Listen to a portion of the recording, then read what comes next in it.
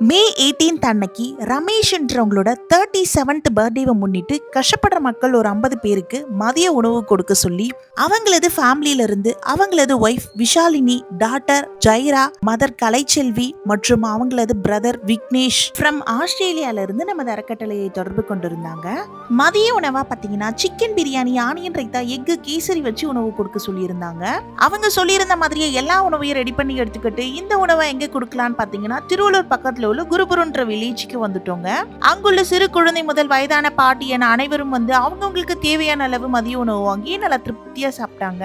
எல்லாரும் திருப்தியா சாப்பிட்டு முடிச்சுட்டு உணவளித்தவங்களுக்கு ரொம்ப நன்றி தம்பி அப்படின்னு சொல்லியிருந்தாங்க.